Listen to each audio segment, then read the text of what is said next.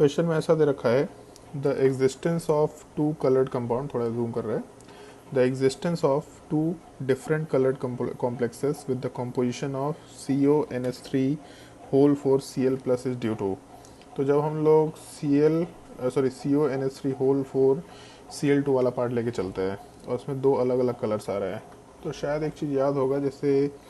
हम लोग कलर्स वाले पार्ट को अनपेयर्ड इलेक्ट्रॉन से एसोसिएट कर सकते हैं, और क्योंकि कॉम्प्लेक्स कंपाउंड दे रखा, तो कॉम्प्लेक्स कंपाउंड में हम लोग एक और टर्म यूज़ करते हैं, डी ट्रांजिशन। और जब हम लोग डी ट्रांजिशन वर्ड यूज़ करेंगे, तो डी ट्रांजिशन के केस में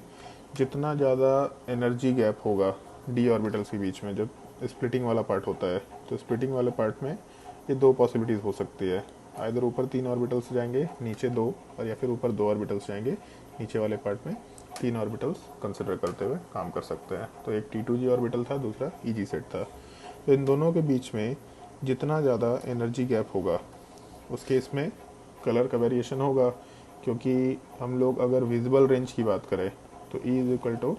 hc/λ। अगर हम लोगों का एनर्जी चेंज हुआ तो वेवलेंथ वाला पार्ट भी डेफिनेटली चेंज होगा ही होगा, और अगर वेवलेंथ चेंज होगा तो कलर वाला पार्ट चेंज हो सकता है। तो उसमें जैसे लिंकेज आइसोमर की बात करते हैं, पहला ऑप्शन दे रखा, तो लिंकेज आइसोमर तो यहाँ एग्जिस्ट ही नहीं कर सकता, मतलब ये ऑप्शन वैसे ही बेकार है, इसको छोड़ सकते हैं। ज्योमेट्रिकल आइसोमरिज्म एग्जिस्ट कर सकता है, बट ज्योमेट्रिकल आइसोमरिज्म वाले पार्ट का कलर से कोई लेना देना नहीं होता है, मतलब सिस है या ट्रांस है तो कलर से कोई लेना देना नहीं होगा, ये ऑप्शन भी छोड़ सकते हैं। कोऑर्डिनेशन आइसोमरिज्म अगर डिस्कस करेंगे तो इसमें तो कोऑर्डिनेशन आइसोमरिज्म की पॉसिबिलिटी नॉर्मली नहीं है, उसके लिए 2 कॉम्प्लेक्स कंपाउंड वाले पार्ट चाहिए, वो भी नहीं कंसिडर कर सकते। आयनाइजेशन आइसोमरिज्म कंसिडर किया जा सकता है, क्योंकि आयनाइजेशन आइसोमरिज्म का आइडिया मालूम होगा, कॉम्प्लेक्स कंपाउंड के अंदर एक लिगेंड वाला पार्ट होता है और इसके बाहर फिर हम लोग एक आयन वाला पार्ट को लेके चलते हैं।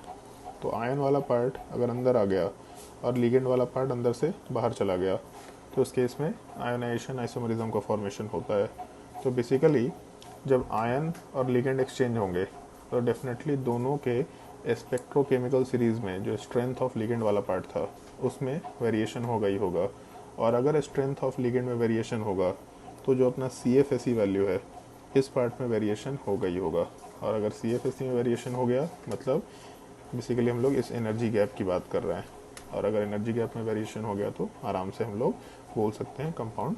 में कलर का वेरिएशन हो सकता है। ऐसा कोई रूल नहीं है कि कलर का वेरिएशन होगा ही होगा, लेकिन हो सकता है, ये सबसे प्रोमिनेंट रीज़न हम लोग कंसिडर करते हुए काम कर सकते हैं। तो इस क्वेश्चन में आंसर डी होना चाहिए।